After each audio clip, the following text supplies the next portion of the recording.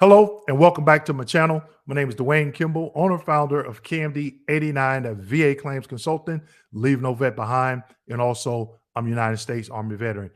I've had the pleasure today to have a special guest, Kevin, who decided to come on and share his story about his VA claims process, experience, and one of the issues he's having filing for service connection with the VA. Hello, Kevin. How you doing? I'm doing good. Thank you for asking. Well, first, let me thank you for your service and thank you for joining me today to talk about a very sensitive topic as it pertains to military sexual assault. But before we get into that topic, can you just share a little bit about what branch of service did you serve in, and what made you pick that branch to serve in? Well, as a kid, all I ever wanted to be was a soldier. Anybody that knew me growing up knew that that's what I was going to do with my life.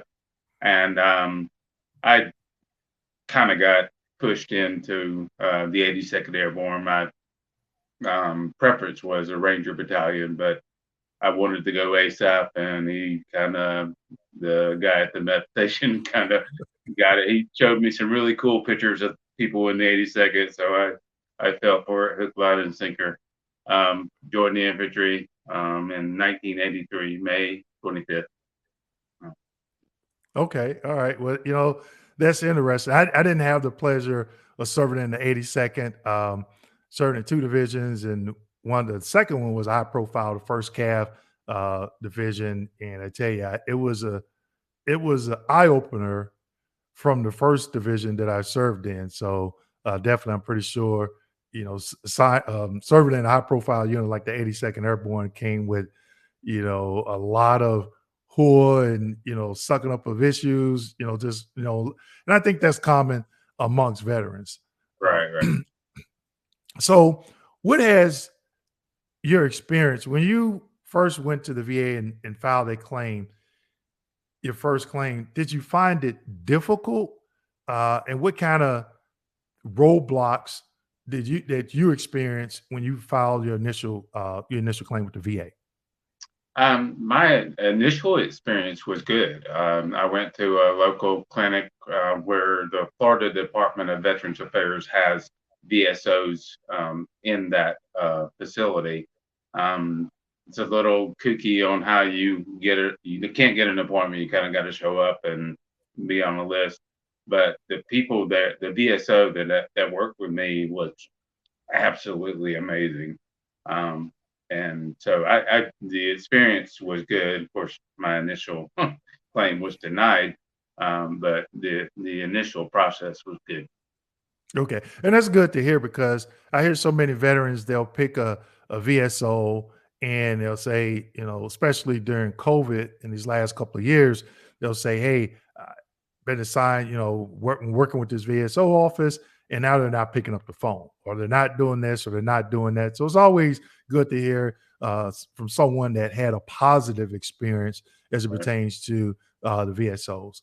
So can you share the issue that you claim from your time in service and how it impacted you or has impacted you to present time after you were discharged from service? So, the incident that you had in service and how has it impacted you up until present time? And then just share a little bit about the VA experience as it pertains to that claimed condition.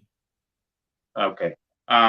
So the incident or it was an assault. I was assaulted by a senior NCO in our company. He wasn't my platoon sergeant, but he was a platoon sergeant. He essentially groomed me along with a few other people, and eventually, it's kind of a long story. Won't get into it. Got limited time. Ended up with him in bed with me and committing a crime. And initially, it was just absolutely overwhelming. I physically just couldn't function. Had no idea that it was because of depression and all that stuff. But my entire life, has been all about that day. And my choice to, I tried to terminate my jump status to get out of my unit, and that was denied. And I ended up going AWOL.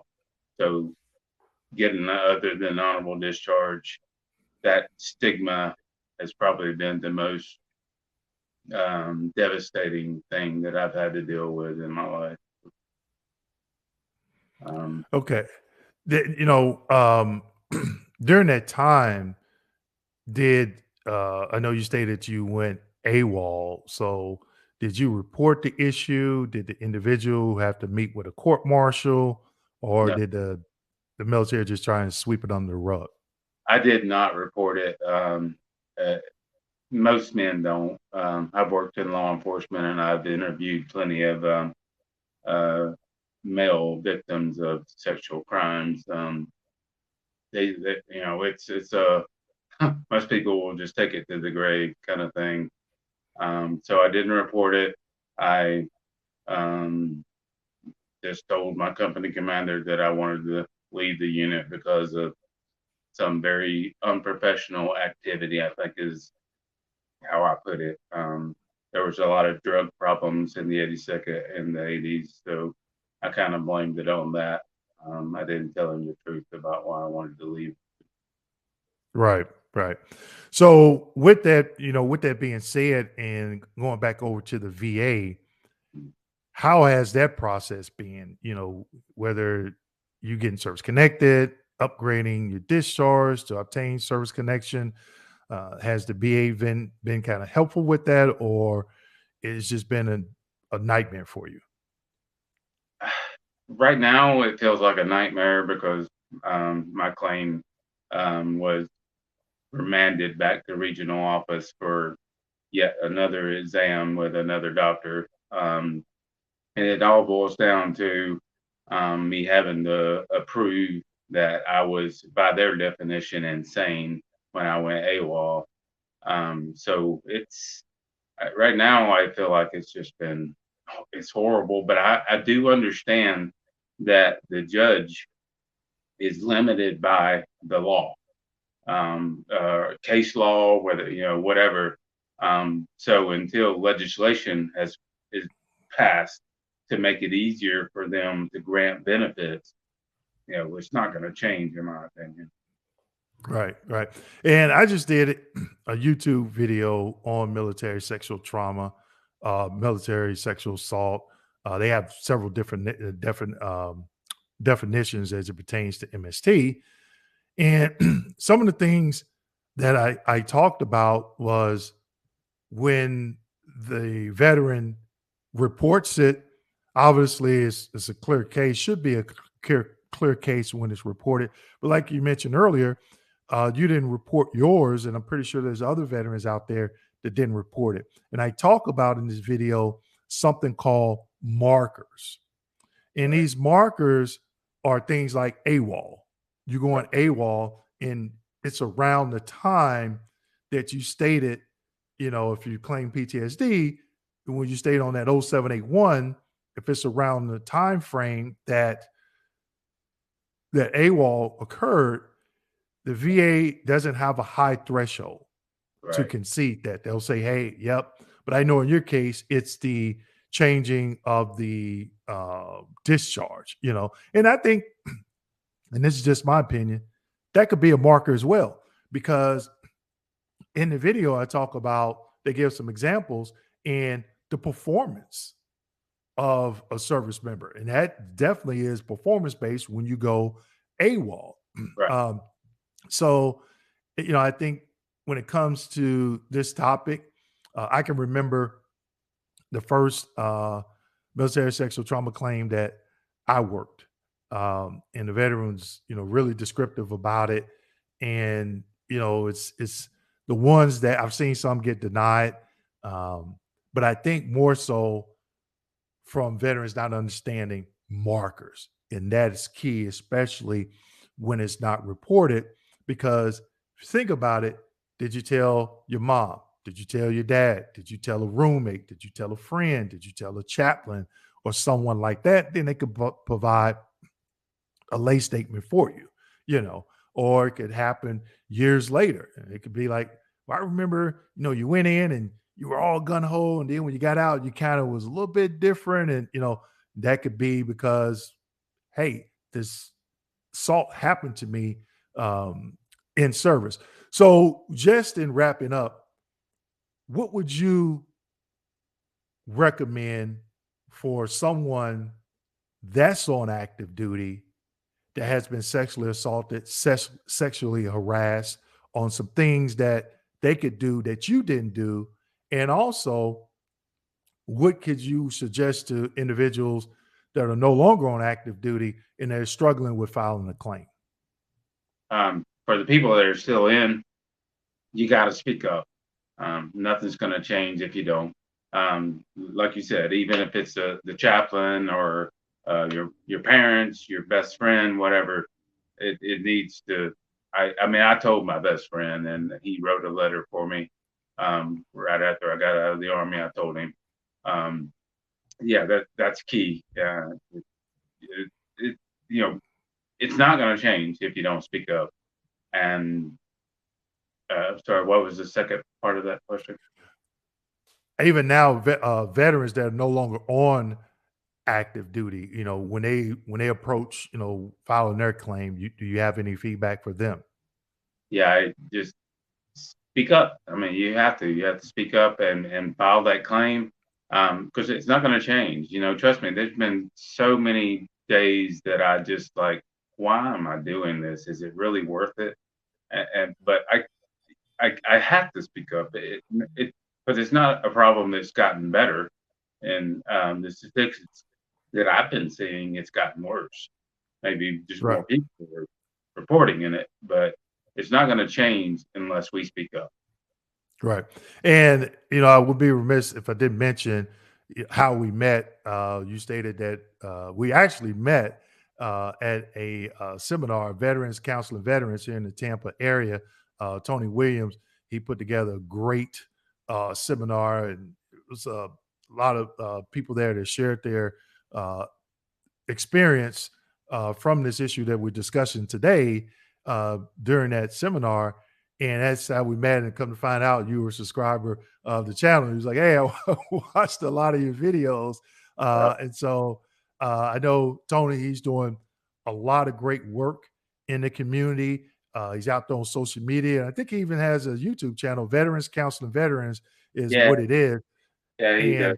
And yeah, and can you speak on that? Because I know I know Tony, we're in the same fraternity, and I know him, but I know you follow him, and I just saw something on Facebook. I think it was yesterday, where it was 4 or 5 individuals. But can you Yeah. speak a little bit more on what he's doing and how it may have helped you in your journey? Oh, well, I met Tony prior to COVID, a little over 2 years ago through General Hartzell, retired Marine Corps general. Um, and this was planned back then. And uh, this seminar has been life changing for me. I only wish that it had happened 2 years ago, because then I would have you representing me and not somebody else. But Tony's been doing great. I went with him yesterday to Congresswoman Kathy Kastner's office in Tampa, and we had an opportunity to express things that we feel like need to happen on a legislative issue or condition. So Tony's doing a great job, but he needs input. This is a difficult topic. It's complicated. It's not a popular topic, and so yeah, I'd encourage anybody that's out there listening to check him out. And they are going to do this annually, and Mhm. the MST conference, and he's going to be doing a monthly live live broadcast where he has speakers. I think he's actually going to ask you to speak on one of those. So I'm looking forward to that. So yeah, Yeah, yeah. totally great. So definitely check him out. If you type in, and I'm pretty sure he has a YouTube channel. Yeah, he does. Veterans, yeah, Veterans Counseling Veterans. He's in the Tampa, Florida area. He's doing a lot of great things with survivors like yourself. And so it was a pleasure for me to be one of his panelists. I even shared it on my Facebook, in my Facebook veterans group, and on my Facebook business page, to just give it a little bit more exposure. But sitting there, I mean, I got there around lunchtime, but I mean, just to hear some of the stories that veterans were sharing, and then people came up to me afterwards and talked. We talked for a little bit before I left, and like you said, it's not a topic that's talked about, but we need to shed a little bit more light on the topic to help others. But more so, if they're going to the VA, what does that look like for them? Right. So I definitely appreciate you taking the time, Kevin, of sharing your story. I know that a lot of subscribers, a lot of people that have watched this video would definitely find it helpful if they've had an issue of sexual assault, sexual harassment, or some type of sexual trauma in service. And also, again, thank you for your service. Thank you. Likewise. Okay.